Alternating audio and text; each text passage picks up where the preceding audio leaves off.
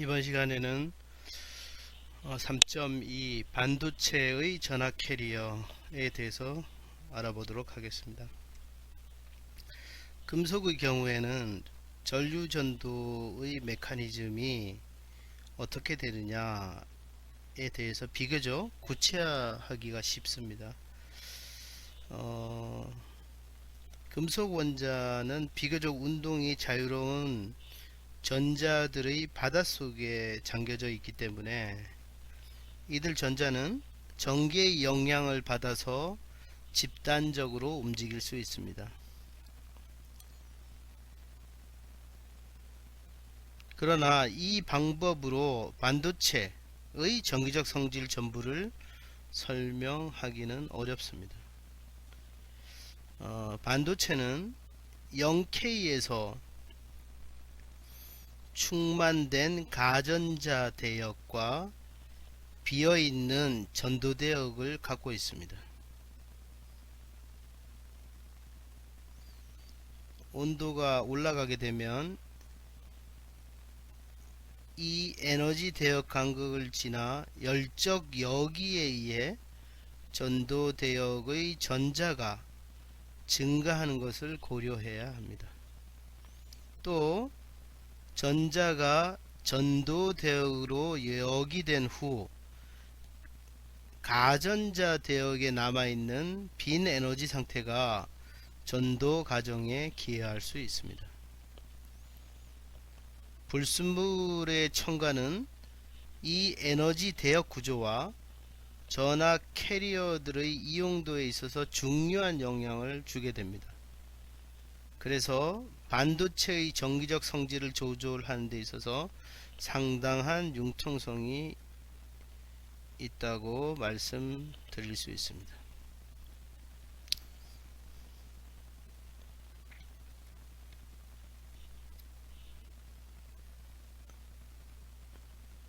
(3.2.1) 전자와 홀에 대해서 알아보겠습니다. 3.2의 큰 제목이 반도체의 전압 캐리어라고 소개되어 있기 때문에 구체적으로 반도체의 전압 캐리어가 전자와 홀이다 이렇게 이야기할 수 있습니다. 그러면 세부적으로 한번 알아보도록 하겠습니다.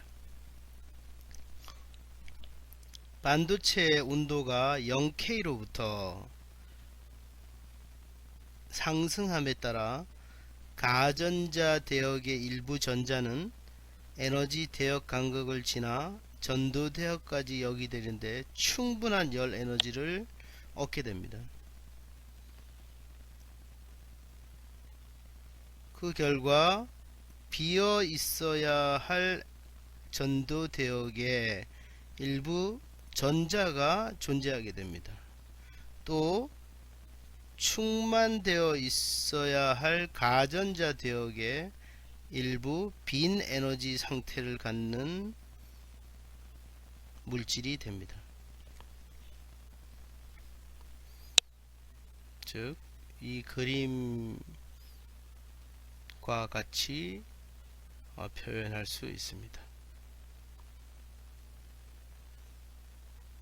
이 장에서 실리콘의 에너지 대역이 어떻게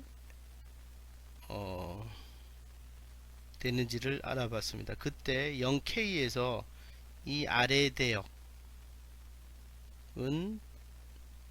전자로 꽉 채워져 있다 이렇게 얘기를 했습니다. 즉 여기가 3S가 여러 개 스플릿 되어서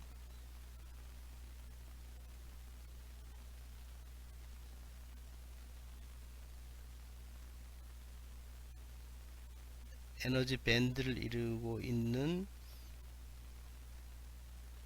곳이라고 말할 수 있습니다.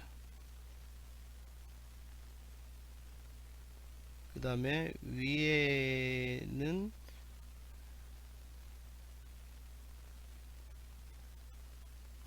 여기가 3S고 3P가 아니고 3S와 3P의 분열에 의해서 결국은 아래 대역, 즉 전자로 꽉 채워져 있는 대역이 존재하게 되고, 이 위 대역은 전자가 없는 대역이 존재하게 되는데, 조금 전에 이야기했듯이 온도가 올라가게 되면 그 온도가 올라가서 결국은 여기에 이 아래 대역에 있던, 이걸 이제 가전자 대역이라고 하죠. 가전자 대역에 있던 이 전자들이 이 에너지를 뛰어넘을 수 있을 만큼의 에너지를 이 전자들이 받게 되면 결국은 위로 역이 되게 되겠죠. 그래서 그때는 이제 여기는 더 이상 꽉 차지는 않게 되죠. 그 다음에 여기 있던 전자들이 올라가게 되면 여기는 원래 0K에서는 비어 있었는데 전자가 존재하게 되겠죠. 편의상 가전자 대역의 빈 상태, 즉 요것을 홀이라고 합니다.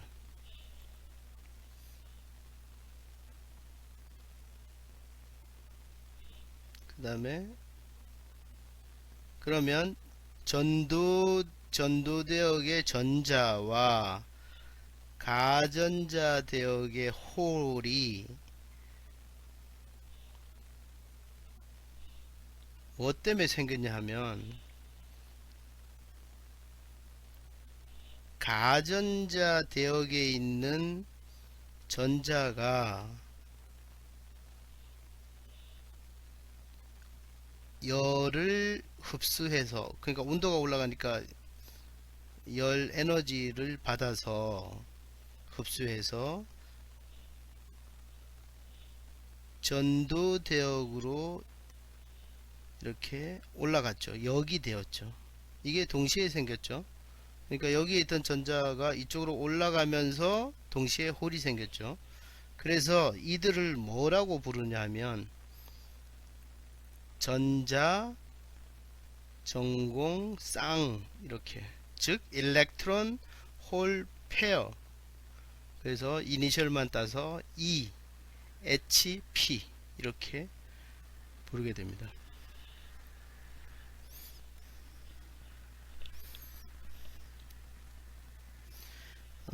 전도대역으로 이렇게 올라간 다음에 전자는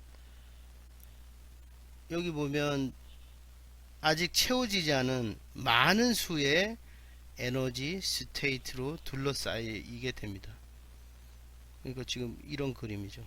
그러니까 아직 빈 에너지 스테이트가 굉장히 많다는 얘기죠. 그래서 그걸 수치화해 보면 이렇게 표현할 수 있습니다. 실온에서, 실온이라고 하면 300K라고 했죠. 27도씨, 27도씨 300K에서 순수한 실리콘에서 열적 평형이 이루어졌을 때, 그러니까 300K가 항상 일정할 때, 300K로 항상 일정할 때 이 반도체가, 그런 얘기예요. 일렉트론과 홀 페어가 몇 개냐? 여기 10의 10승계다 이렇게 얘기를 했어요. 얼마만한 곳에? 1 큐빅 센티미터에 일렉트론이 10의 10승계, 일렉트론이 10의 10승계 생겼으면 당연히 가전자들에도 홀이 10의 10승계 생겼겠죠. 그럼 이것이 이 숫자가 나타내는 의미가 이게 많은 것이냐 라고 따져봤을 때는 실리콘 원자 밀도는 1 큐빅 센티미터 안에 실리콘 원자가 몇 개 있느냐 우리가 일장에서 계산해 봤죠. 그랬더니 5 곱하기 10의 22승계의 원자가 있다고 그랬죠. 그런데 이 전화 캐리어는 300회에서 몇 개가 있냐면 10의 10승계가 있으니까 이 원자 개수에 비해서는 거의 없다고 이렇게 봐도 되겠죠. 그러니까 10의 12승분의 1개라고 보면 되겠죠.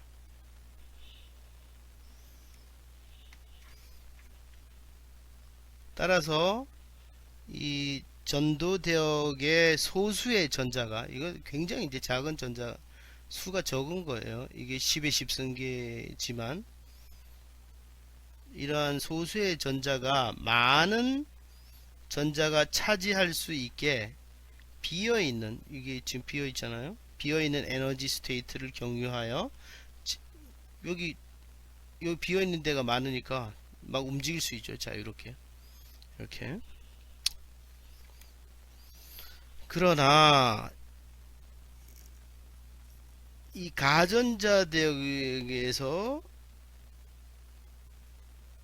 전하 전송에 대한 문제는 약간 더 복잡하게 이해되기도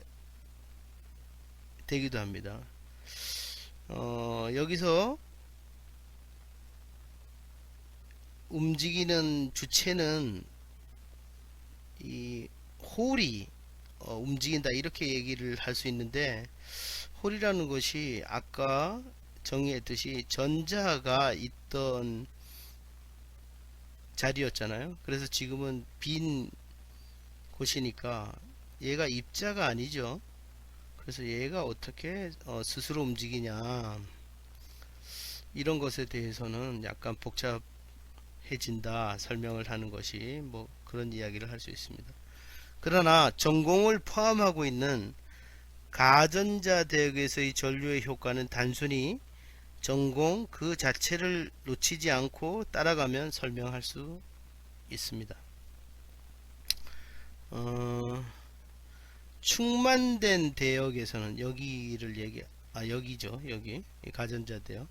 충만된 대역에서는 모든 차지할 수 있는 에너지 상태가 캐리어에 의해 점유되어 있습니다.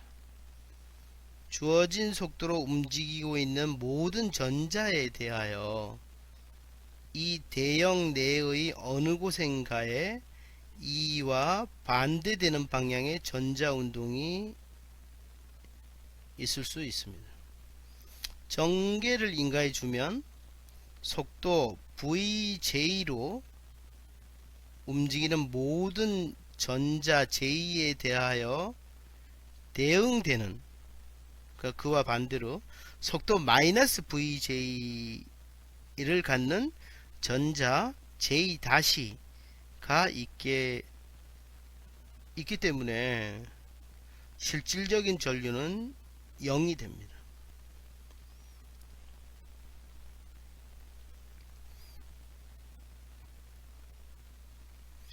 다음 그림은 가전자 대역에 대하여 전자 에너지와 파동 벡터의 관계를 그린 그림입니다.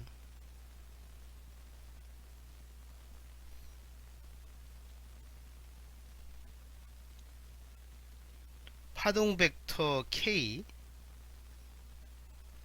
요것은 전자의 운동량에 비례하기 때문에 그림의 두 개의 전자는 이 전자를 말하고 있습니다. 이 두 개의 전자는 서로 반대되는 방향의 속도를 갖고 있습니다. 이 가전자 대역에 n개의 전자가 있을 때 전류 밀도가 이 전자 속도들을 모두 합쳐서 쓰고 각 전자의 전하 마이너스 Q를 포함시켜서 나타낼 수 있는데, 단위 최적에서는 여러분들 책 3-2a처럼 표현할 수 있습니다. 즉 J는 마이너스 Q 시그마 i에서 n까지 vi 가 0이다, 이렇게 표현할 수 있습니다. 이게 충만된 대역, 즉 가전자 대역에서 이렇게 표현할 수 있습니다. 즉 무슨 얘기냐면 3-2a 같이 표현할 수 있다는 것은 쉽게 표현하면 이 가전자 대역에는 전자로 충만되어 있기 때문에 전자가 움직일 수 없다는 거죠. 그러니까 움직일 수 없으니까 전자로 인한 전류는 0이다, 이렇게 표현한 것이 3-2a에 표현되어 있습니다. 지금 제2번째의 전자를 제거하여 전공이 생긴다면 가전자 대역의 실질적인 전류 밀도는 모든 전자의 속도를 합한 데서 이미 제거한 전자의 기여분만큼을 뺀 것을 포함하게 됩니다. 즉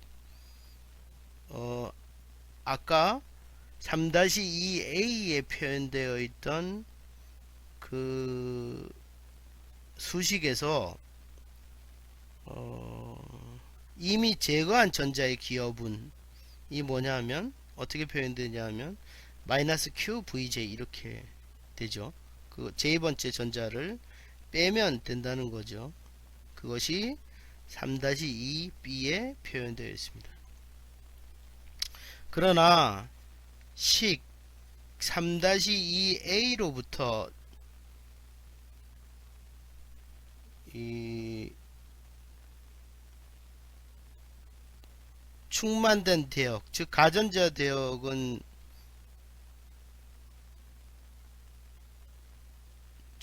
전자의 움직임이 없다고 이렇게 0이라고 했기 때문에 결국은 실질적인 전류는 플러스 Q VJ로 이렇게 표현할 수 있습니다.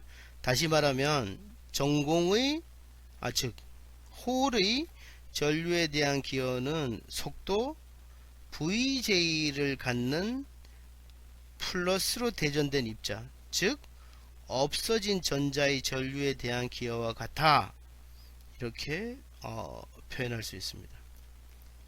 물론 전하가 움직인다는 것, 즉 전하 전송은 실제적으로는 이제 보상되지 않은 전자 J-의 운동에 의한 겁니다. 그래서 그의 전류에 대한 기여, 즉 마이너스 Q 마이너스 VJ 이렇게 표현하면 속도 VJ를 가진 플러스로 대전된 입자에 의한 것과 같다고 표현할 수 있습니다. 간단하게 하기 위해 이 가전자 대역의 빈 에너지 상태를 양전하와 양의 질량을 갖는 전하 캐리어로 취급하는 것이 일상적으로 관례라고 이렇게 이야기할 수 있습니다.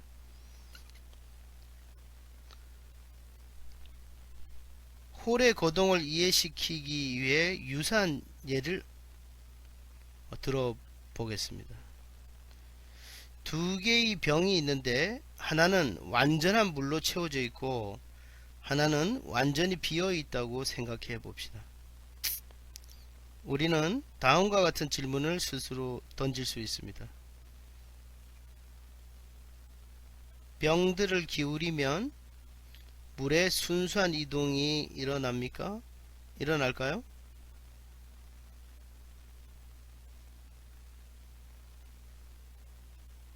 대답은 아니요겠죠. 왜냐하면 비어있는 병의 경우에는 대답이 분명하죠. 가득 차 있는 병의 경우에도 어때요? 거기에 물이 움직일 빈자리가 없기 때문에 물의 순수한 어떤 이동도 없죠. 비슷하게 전자가 완전히 비어있는 전도대역이나 전자들로 가득 찬 가전자 대역은 전자의 순수한 이동을 일으킬 수가 없죠. 그래서 전류 전도는 일어나지 않는다, 이렇게 이야기할 수 있습니다. 다음으로 물이 가득 찬 병으로부터 비어있는 병으로 다소 물방울을 옮겼다고 상상해 봅시다. 그것은 뒤에 다소 기포를 남기게 되겠죠. 그리고 스스로에게 몇 가지 질문을 던져 보겠습니다. 이제 병을 기울였을 때는 순수한 물의 이동이 일어날 거죠. 한 병에서는 물방울이 아래로 굴러떨어지고 다른 병에서는 기포가 위로 올라갈 것입니다. 이와 유사하게 전도대에 전자들이 몇 개 있고 나머지는 비어 있을 때 그 전자들은 전개의 반대 방향으로 움직이게 됩니다. 반면에 전공만 몇 개 있고 나머지는 차 있는 전도대역에서의 전공은 전개 방향으로 움직입니다. 기파의 유사성은 불완전하지만 이것으로 전공의 전하와 질량이 전자와 부호가 반대인 이유를 물리적으로 이해하는 데 도움이 될 수 있을 겁니다.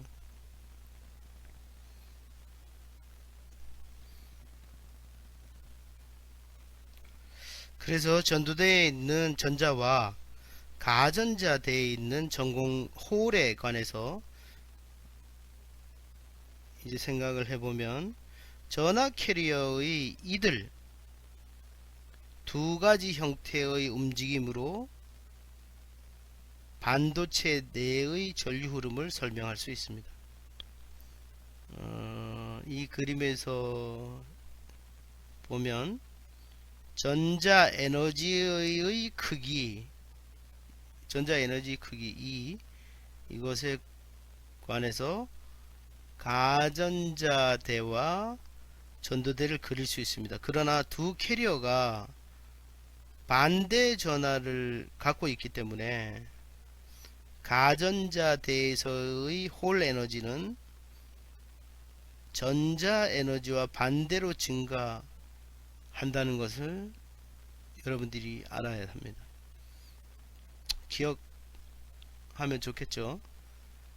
따라서 이 그림을 보면 홀 에너지는 아랫방향으로 증가합니다. 그리고 가능한 가장 낮은 에너지를 찾은 홀은 일반적으로 여기 가전자 대 꼭대기에서 발견됩니다. 다시 말하면 홀의 에너지는 가전자대의 제일 꼭대기, 여기가 되겠죠. 여기가 가장 낮은 에너지를 갖는 전공이다. 전공이 여기서 가장 낮은 에너지를 갖는다, 이렇게 표현할 수 있습니다. 반대로 전도대에 있는 전자들은 여기 이렇게 돼 있으면 여기 가장 낮은 전도대의 밑바닥에서 전자들이 발견됩니다.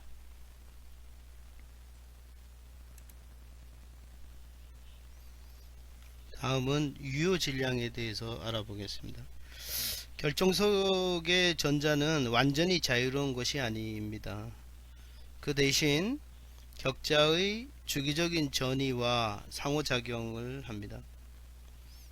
그래서 그들의 파동, 입자 운동은 자유공간에서의 전자에 대한 것과 같은 것으로 기대할 수는 없습니다.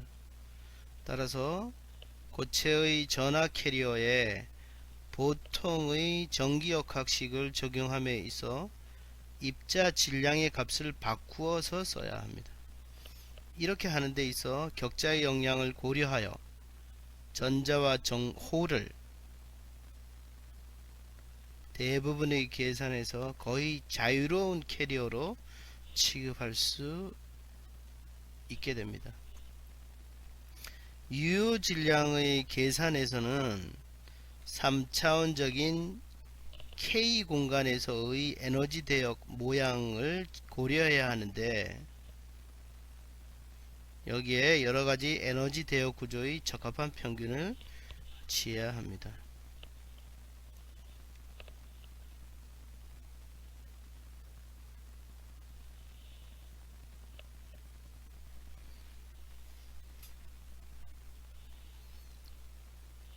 자, 유전자의 EK 관계에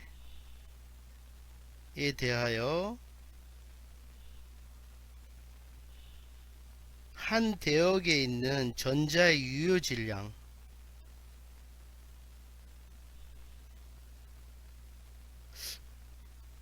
어떻게 표현되냐면, 여기는 지금 안 써있지만, 여러분들 책 3-3 수식에 보면 유효 질량은 EK의 공률 분의 하이퍼블릭 H 스퀘어라고 이렇게 표현되어 있습니다.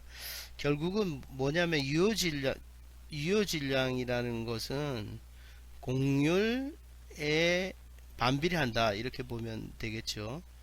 그래서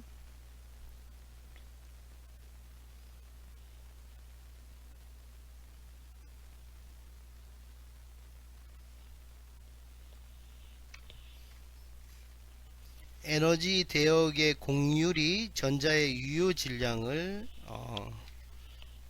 결정하게 됩니다. 그러니까 유효 질량은 이 공률에 따라서 결정이 된다는 거죠. 예를 들어서 그림 3-6 그림 3-6을 한번 가볼까요?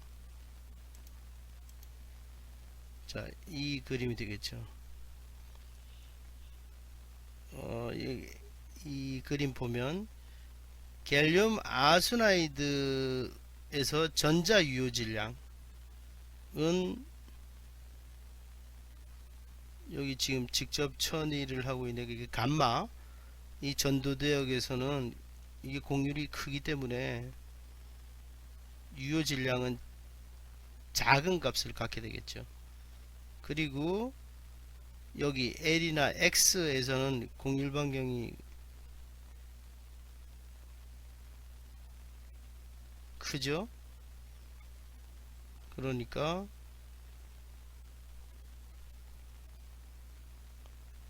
이렇게 이걸 뭐 약한 공률이라고 이렇게 표현해야 되겠죠. 이 값이 작으니까, 분모 값이 작으니까 M 값은, 유효 질량 값은 커지게 되겠죠. 여기서는 자, 뭐 그렇게 표현할 수 있겠습니다.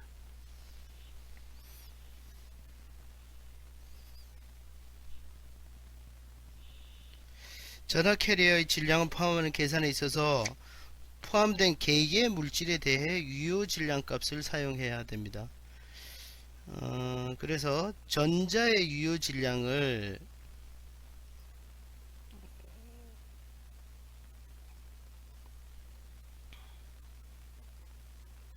여기는 이제 표현이 안 되어 있네요. 여러분들 책에 보면 mn 스타 이렇게 표현을 했어요. 그 다음에 홀의 유효 질량은 mp 스타로 표기하도록 합니다. 그래서 첨자 n은 mn 스타, 전자 유효 질량 할 때 mn 스타인데, 첨자 n은 음의 전하 캐리어로서 전자를 나타내는 거고, mp 스타, 즉 홀의 유효 질량의 표현에서 첨자 p는 플러스의 전하 캐리어로서 홀을 표현한 것입니다. 유효 질량 mn 스타의 개념과 그것이 반도체에 따라 달라진다는 사실이, 그러니까 유효 질량 값이 반도체에 따라 다르다, 이렇게 이야기할 수 있습니다. 그래서 전자의 진성, 그런데 정말로 전자의 진성 질량 M은, 그러니까 유효 질량 말고 진공에서 자유전자의 질량, 이거는 실리콘이든 저메늄이든 갈륨 아스나이드든 진공에서의 자유전자의 질량, 즉 전자의 진성 질량은 모든 물질에서 같습니다. 그러나 유효 질량은 반도체에 따라 달라진다. 이런 사실을 여러분들이 이해하면 좋겠습니다.